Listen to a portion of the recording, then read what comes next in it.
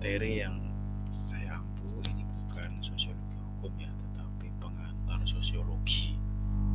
Ya, menurut SK yang di SK-kan kepada saya adalah pengantar sosiologi. Jadi bukan sosiologi hukum ya, sesuai pengantar, sesuai yang diberikan SK kepada saya dari prodi adalah pengantar sosiologi. Nah, teman-teman semuanya, pertemuan pertama ya, yang jelas untuk pertemuan pertama adalah kontrak belajar dari pengenalan sosiologi, seperti apa sosiologi itu, kemudian secara perkembangan sosiologi, proses sosial dan interaksi sosial, kelompok-kelompok sosial, manusia dan budaya, lembaga kemasyarakatan, stratifikasi sosial atau pelapisan sosial, kekuasaan dan kewenangan, dan perubahan sosial dan budaya. Itu materi-materi yang kita pelajari nantinya. Ya, kita akan pelajari step by step. Nah, metode perkuliahan adalah proses belajar dilakukan melalui kegiatan tatap muka yang meliputi perkuliahan di kelas, ceramah, diskusi, presentasi, tugas, evaluasi dan lingkungan sosial. Nah, ini tentu saja kita tidak akan bisa berharap maksimal, artinya jangankan presentasi ya, atau diskusi, ceramah, mungkin kita hanya bisa ceramahnya online. Tatap muka pun kita mungkin, saya sendiri mungkin tidak bisa tatap muka sampai semester berakhir ya, karena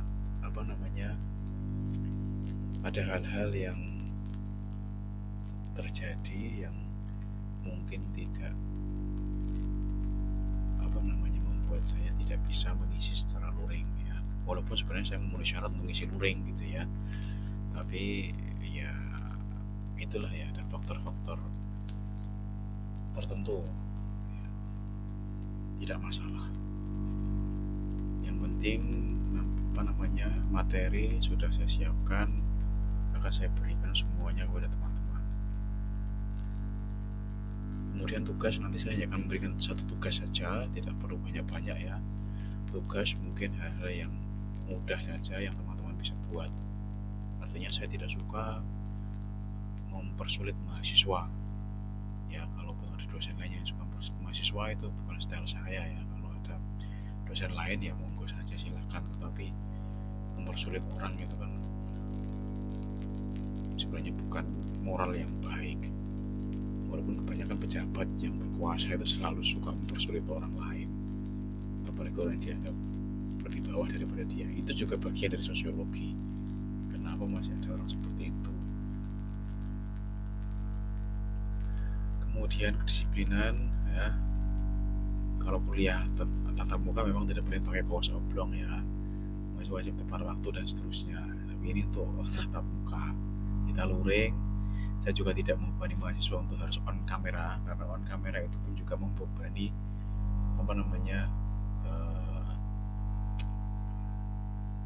bandwidth atau kecepatan internet teman-teman nantinya kan.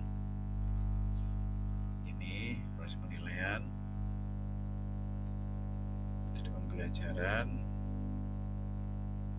nanti bisa dibaca sendiri ya, nanti saya share semua ini. Nah, kita masuk ke dalam pengertian sosiologi sebagai ilmu sosial ya. Kajian sosiologi adalah masyarakat. Jadi ketika kita menanyakan sosiologi itu dari kata apa, sosios dan logos, itu sudah teman-teman ketahui ketika masih bersekolah di SMP atau SMA ya, yang SMA-nya IPS atau SMP-nya IPS, itu kan sudah belajar sosiologi. Sosiologi itu adalah dari kata sosios dan logos atau sosiologik gitu ya. Sosios itu artinya masyarakat, logos itu atau logis itu adalah ilmu atau penalaran atau pemahaman. Maka sosiologi berarti adalah sebuah ilmu yang mempelajari tentang masyarakat. Bagaimana masyarakat itu berpengaruh kepada apa? Berpengaruh kepada, karena kita mempelajari pengantar sosiologi untuk ilmu hukum, maka berarti kita mempelajari pengantar sosial, pengantar masyarakat itu sifat-sifatnya, perannya, perilakunya, tindakan-tindakannya, yang itu kemudian mempengaruhi terbentuknya sebuah hukum di suatu tempat atau di suatu negara, di suatu daerah. Karena terbentuknya sebuah hukum itu tidak pernah terlepas dari aspek sosiologi masyarakat ya. Hukum itu tidak akan lepas dari perilaku masyarakat. Misalnya di Amerika Serikat ya, saya selalu suka mencontohkan Amerika Serikat karena memang hukum modern itu kan Amerika Serikat ya, negara yang saya pandang sudah dewasa. Misalnya di Amerika Serikat ya, yang namanya negara bagian. Negara bagian itu kan masing-masing bisa membuat undang-undangnya sendiri. Ya. Di negara bagian tertentu mungkin LGBT itu dihalalkan atau dibuat undang-undangnya legal sehingga mereka boleh menikah sama jenis dan seterusnya. Tapi di negara lain LGBT itu dilarang, bahkan hukumannya mungkin bisa hukuman yang berat. Itu proses terbentuknya undang-undang yang semacam itu adalah masyarakat di situ, terpengaruh dari masyarakat di situ. Kalau masyarakatnya mayoritas memang LGBT, maka otomatis mereka akan membuat undang-undang yang mengizinkan adanya LGBT. Kalau di suatu tempat daerah yang memang di situ tidak norma agama masih dipegang teguh, masih kuat, maka di situ kemungkinan besar LGBT tidak akan pernah menjadi undang-undang. Di Amerika Serikat begitu. Contoh misalnya tentang narkoba, ganja misalnya, ganja di Belanda itu sudah legal. Tapi di tempat lain di Indonesia misalnya ganja itu bahkan terlarang, bisa hukuman mati dan seterusnya. Entah itu yang ditangkap itu beneran kurir atau cuma orang suruhan yang apes begitu ya. Tapi yang jelas kita itu kan tidak pernah menanyakan nasib orang yang ditangkap itu. Kita selalu gampang menjustifikasi bahwa itu orang yang bersalah, itu kurir sialan gitu ya, itu harus dihukum mati. Padahal belum tentu dia memang betul-betul seorang kurir yang betul-betul seorang narkoba.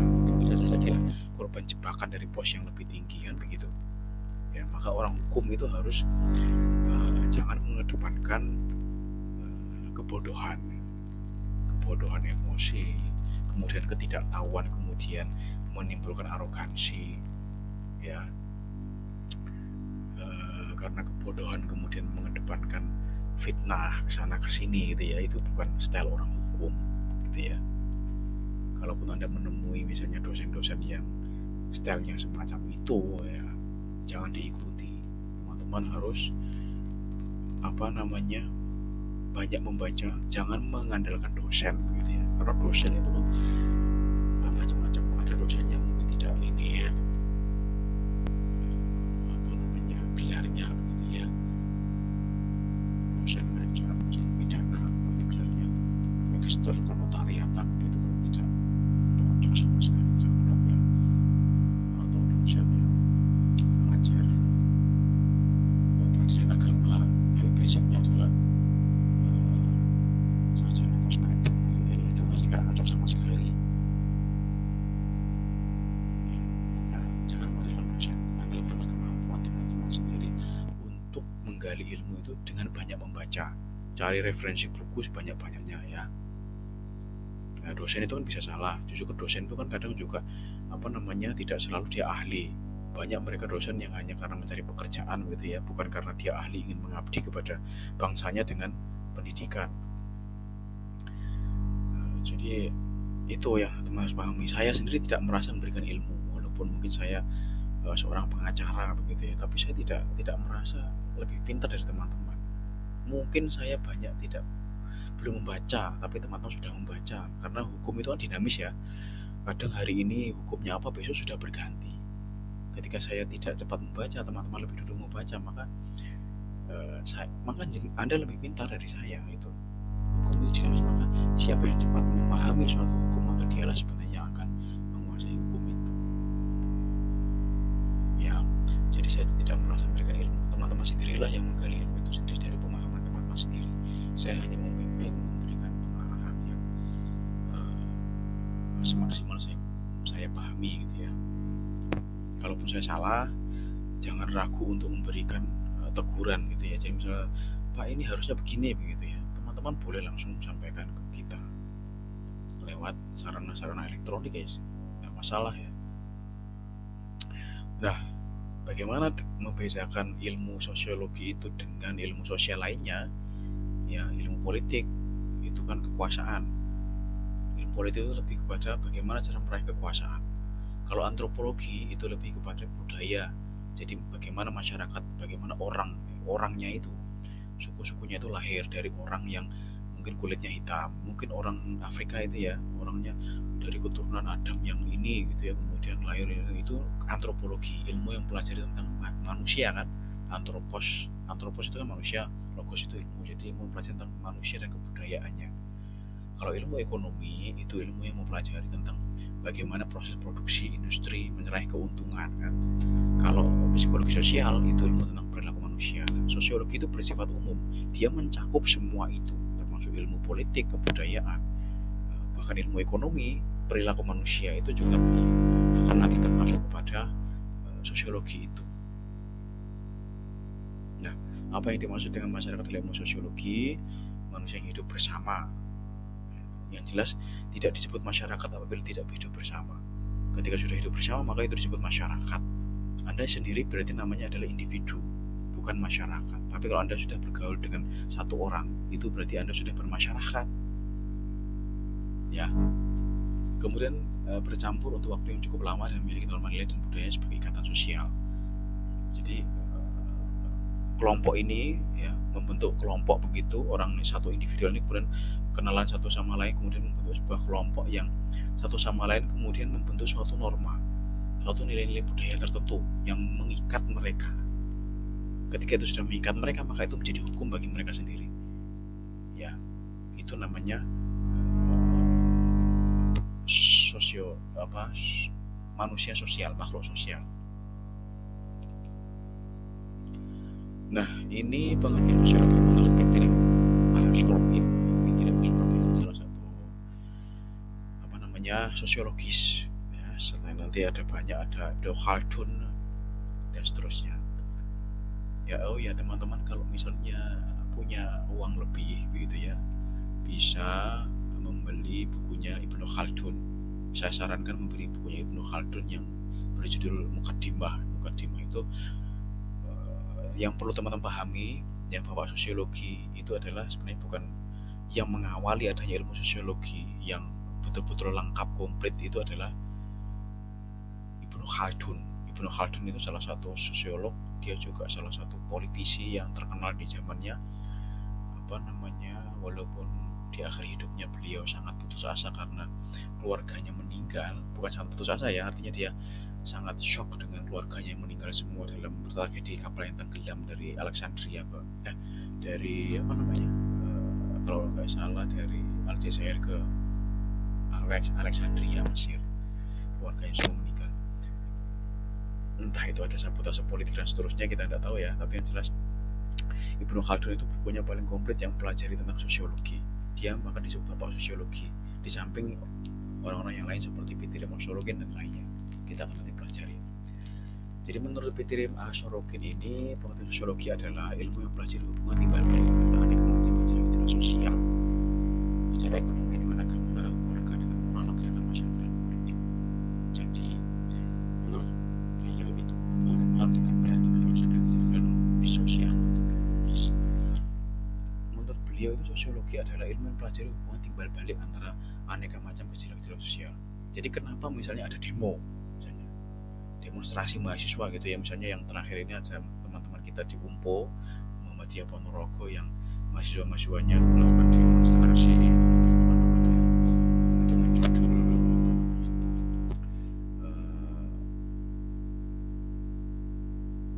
mosi tidak percaya, gitu ya. Mosi tidak percaya tentunya kepada Jokowi atau kepada pemerintah ya, saya kurang paham. Yang jelas mosi tidak percaya, kemudian demo ya.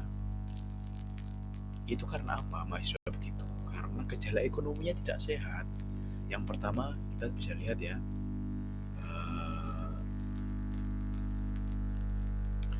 minyak goreng sebegitu langkanya, adapun juga mahal ya, dan seterusnya ya. Pemindahan ibu kota yang pada rakyat juga bingung, mau nyari kedelai susah, harga naik, apalagi ini BBM naik lagi ya, naik segitu banyak nggak ada yang demo, luar biasa. Dulu Soeharto naik segitu aja sudah di demo, nah sampai turun. Kemana mahasiswa sekarang ini ya?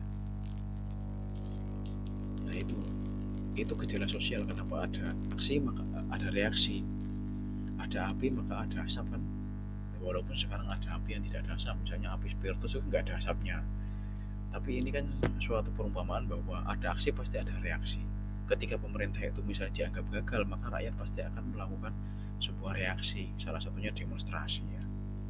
Hubungan dan pengaruh timbal balik antara gejala sosial dan gejala non sosial, misalnya biologis ya. Jadi misalnya hubungan biologis gitu ya, ada orang menikah gitu, punya anak, maka itu sudah membentuk sebuah aspek sosiologi. Ketika orang membentuk keluarga, itu sebenarnya adalah aspek biologis yang menimbulkan aspek sosiologis. Nah, ilmu mempelajari hubungan antara manusia dan kelompok ya. Project Warren ini mengatakan ilmu mempelajari hubungan antara manusia dan kelompok. Jadi ini mirip antropologi. Jadi kalau pendekatan Project Warren ini lebih ke sebenarnya antropologi sosial. Jadi manusia itu dipelajari dalam kelompoknya itu seperti apa. Saya sebenarnya kurang puas mendapatkan begitu tapi teman-teman akan lebih tidak masuk kita. Liputan langsung itu dalam proses dari ilmu mempelajari sosial dan filsafat sosial kemanusiaan lebih Sero Sumarjan ini ahli dari Indonesia ya. Prof. Sero Sumarjan ini saya kira juga tepat juga ya. Ilmu mempelajari struktur sosial dan proses-proses sosial termasuk perubahan-perubahan sosial. Jadi ketika ada struktur sosial, misalnya ada kerajaan begitu ya, dia membentuk struktur sosial, ada rajanya, ada penggawa-penggawanya dan seterusnya, ada rakyat dan seterusnya.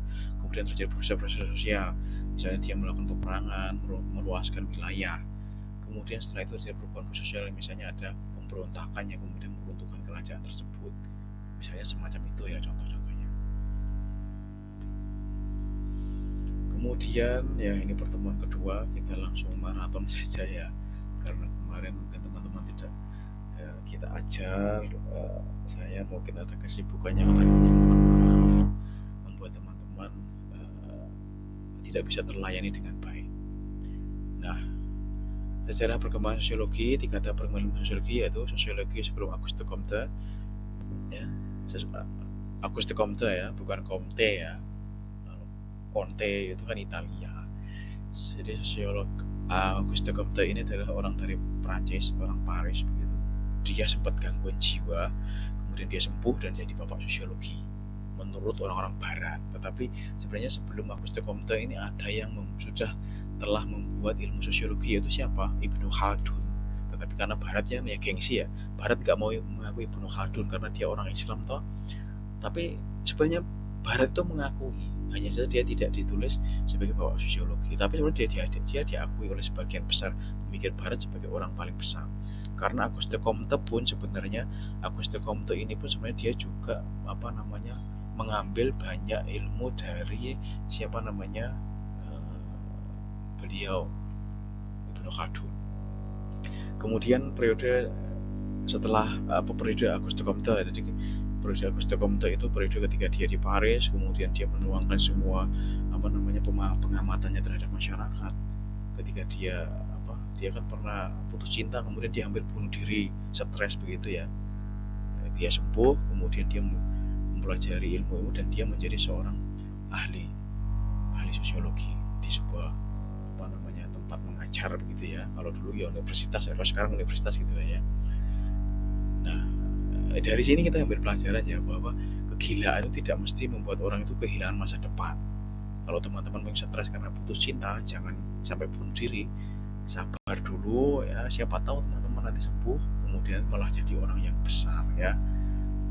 Bukan berarti saya mendoakan teman-teman jadi gila, tidak. Tapi yang jelas ketika teman-teman putus cinta atau misalnya merasa stres dengan kehidupan, kemudian sampai masuk rumah sakit jiwa, ya jangan hilang harapan. Pasti akan ada masa depan. Auguste Comte ini contohnya, dia sudah gila masuk rumah sakit karena putus cinta, tetapi dia bangkit menjadi seorang bapak sosiologi, salah satu bapak sosiologi ya. Karena menurut saya bapak sosiologi tetap Ibnu Khaldun. Teman-teman bisa beli bukunya, judulnya Mukaddimah, yang terjemahan saja itu isinya komplit. Teman-teman akan kagum dengan buku itu karena isinya komplit. Itu diakui betul oleh semua sarjana barat sebagai buku yang paling komplit tentang sosiologi. Kemudian periode setelah Auguste Comte, periode istilah Auguste Comte itu ya tentu saja pemikir-pemikir modern. Banyak dari mereka adalah penyadur dari teori-teori dari Auguste Comte. Jadi Auguste Comte orang pertama kali membuat sosiologi berdasarkan ilmu sosiologi berdasarkan tahap perkembangan masyarakat. Itu menurut orang barat, tetapi menurut saya ya lokal. Karena sebenarnya dia pengagum. Nah, sosiologi sebelum Comte ini adalah bisa detail aja Plato. Plato ini lebih tua dari Ibnu Khaldun ya. Sosiologi Plato ini hidup pada periode 347 sebelum Masehi sampai 423 sebelum Masehi.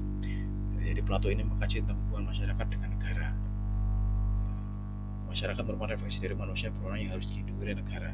Masyarakat adalah lembaga fungsional organis. Jadi Plato ini awalnya memang dia punya perkumpulan begitu ya. Perkumpulan itu banyak pejabat-pejabat tinggi. Tapi Plato ini mengedepankan kesederhanaan. Ya, kemudian yang terjadi apa? Plato ini berseberangan dengan pemerintah saat itu, dengan gereja ya kalau nggak salah. Kemudian gereja itu mendoktrin pemerintah saat itu atau kerajaan itu untuk menghukum Plato. Plato kan akhirnya mati dengan minum racun kan, karena dia itu orang yang berseberangan. Dia tidak mau minta maaf kepada gereja, tidak mau minta maaf kepada raja atas pendapatnya yang dianggap berseberangan dengan pendapat kerajaan atau pendapat gereja saat itu. Karena gereja dan kerajaan itu dulu kan saling mendoktrin, saling melengkapi. Mereka adalah satu kesatuan. Raja itu akan tunduk kepada perintah gereja karena agama itu penting saat itu di Eropa. Tapi ya sekarang ya negara-negara barat lebih ke negara liberal. Plato ini punya murid namanya Socrates. Socrates punya murid namanya Aristoteles kan begitu ya. Urut-urutnya seperti itu.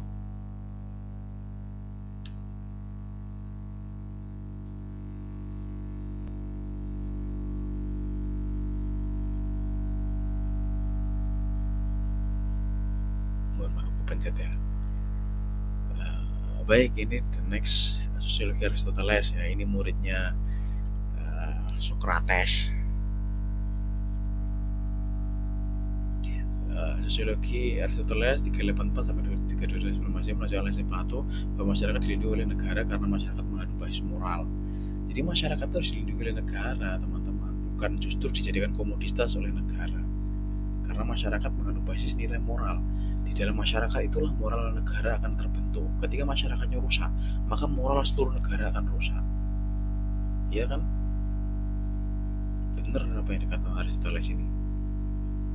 Maka tidak boleh negara itu memusuhi rakyat dengan harga mahal-mahal gitu ya, dengan membuat kebijakan-kebijakan yang bikin rakyat resah, dengan kebijakan-kebijakan yang bikin rakyat tidak suka. Itu nggak boleh sebenarnya. Tapi faktanya rakyat Indonesia itu enak-enak ya. Rakyat Indonesia itu enak-enak, manut-manut begitu ya. Rakyat Indonesia itu orangnya manut-manut, dianiaya kayak gimana ya, udahlah manut pemerintah aja gitu ya. Padahal di negara lain sudah terjadi macam-macam, mungkin pemberontakan, mungkin terjadi demo besar. Kita itu kan jadi penguasa di Indonesia itu enak, masyarakatnya manut-manut, gampang melupakan sesuatu yang telah terjadi yang mungkin itu adalah menyusahkan mereka, tapi ya itulah fakta yang terjadi. Nah, ini sosiologi abad pertengahan versi Arab Ibnu Khaldun ini pada 1332 sampai 1406. Jadi menurut Ibnu Khaldun ini stabilitas negara tergantung keseimbangan hidup masyarakat. Jadi kalau ingin sebuah negara yang stabil, maka hidup rakyat itu harus seimbang. Seimbang dalam arti apa? Pemasukannya dengan pengeluarannya harus lebih banyak pemasukannya. Jangan justru pengeluaran lebih banyak daripada pemasukan. Yang terjadi apa? Ketika pemasukannya lebih kecil daripada pengeluaran, akan banyak kriminalitas. Rakyat akan melakukan sebuah tindakan-tindakan pidana, mungkin mencuri, merampok dan seterusnya. Kan tidak stabil negaranya. Maka negara harus kaya. Bagaimana caranya agar minimal rakyat itu pemasukannya bisa lebih besar daripada pengeluarannya? Maka negara harus sejahtera. Jangan penguasa itu mencari keuntungan pribadi atau golongannya. Itu salah. Itu bukan sifat-sifat seorang pemimpin atau seorang pemimpin sosial gitu loh. Negara kuat karena solidaritas masyarakat di dalamnya kuat. Itu menurut Ibnu Khaldun. Jadi kuatnya negara itu bukan karena militer yang banyak, tetapi karena solidaritas masyarakatnya. Contoh Rusia ya. Rusia itu ketika nyerang Ukraina, kita tahu toh Rusia itu kekuatan militernya luar biasa. Kalau cuma Ukraina cuman seperti lawan anak kecil lah bagi Rusia ya. Ya nggak mungkin menang. Tetapi faktanya perang dengan Ukraina pun sampai berbulan-bulan, sampai 1 bulan tuh ini tidak selesai-selesai loh. Faktanya Rusia pun juga kerepotan melawan solidaritas orang-orang Ukraina. Karena ternyata para tentara Rusia itu juga tidak terlalu solid, karena faktanya Putin justru menurunkan tentara-tentara dari negara sekutunya, contoh Belarusia, Chechnya, ya, yang dipimpin Rasman Kadyrov itu. Karena mereka pasukan-pasukan yang berani, sudah terbiasa perang kan Chechnya itu. Sudah dari Rusia terbiasa perang, sehingga mereka turun ke masyarakat tentara Rusia sendiri. Kemampuan militernya tidak segarang di dalam pandangan kita dan rakyat dunia lainnya. Faktanya begitu. Ya maka negara itu jangan mengandalkan alat militerku sudah kuat, aku nggak mungkin kalah dengan pemberontak manapun. Belum tentu.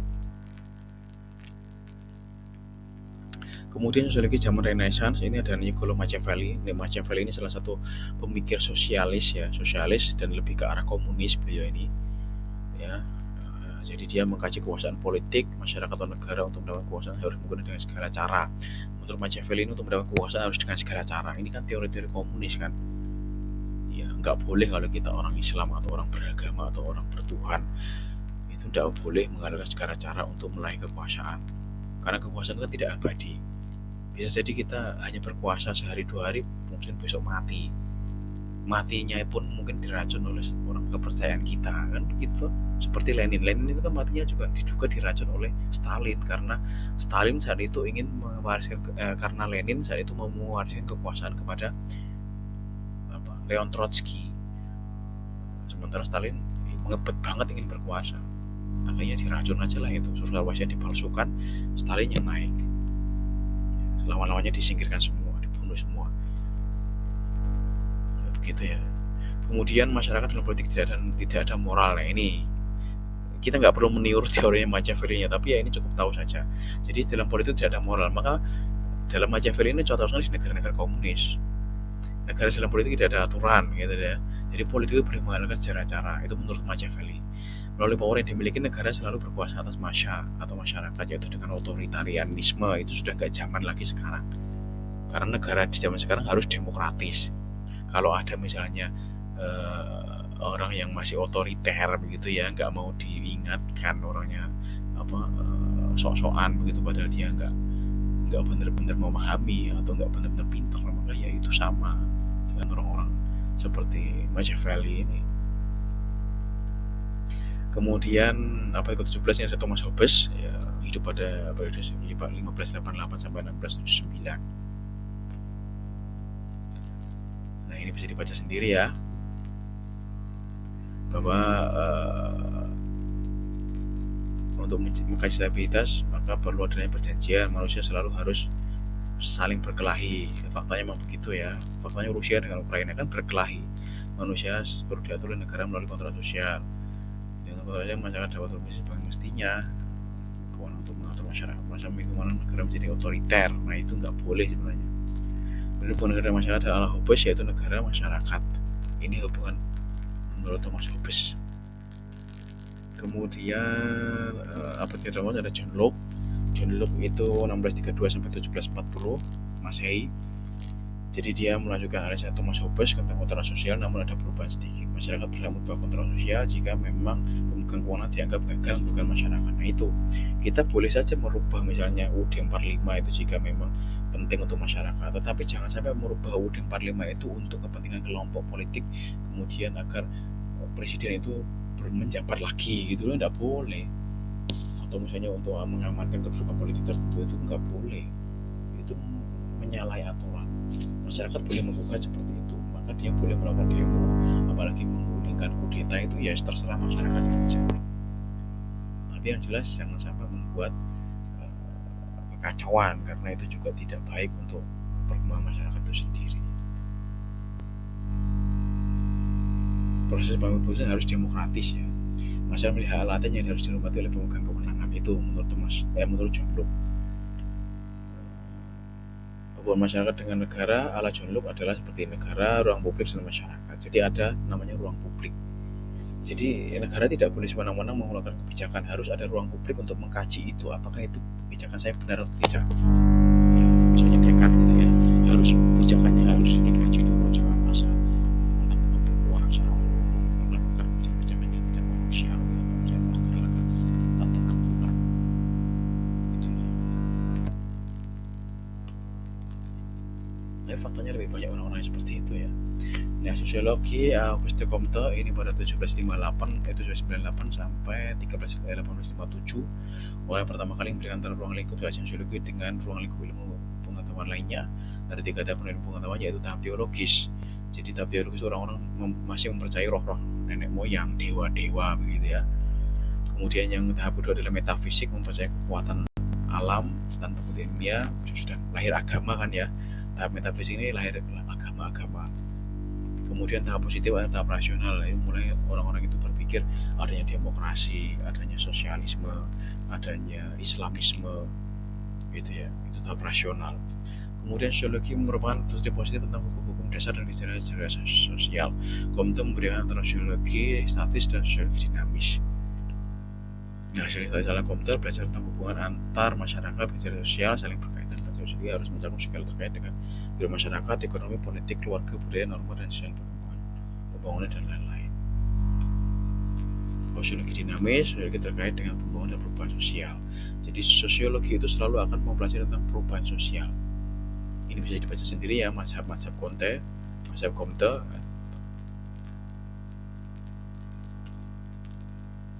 Mazhab organis dan evolusioner bisa dibaca sendiri, nanti saya share mazhab formil, mazhab psikologi, ini cuma mazhab-mazhab. Saya kira cukup teman-teman, ini sudah pertemuan keduanya saya dulu ya, nggak usah banyak-banyak karena saya nanti aku jadi YouTube juga berat gitu ya. Saya ucapkan terima kasih teman-teman semuanya.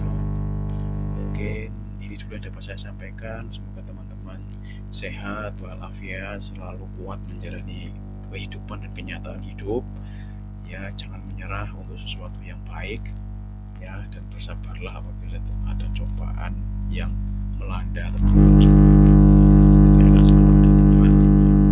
Ada di samping teman-teman, ada di setiap hidup teman-teman untuk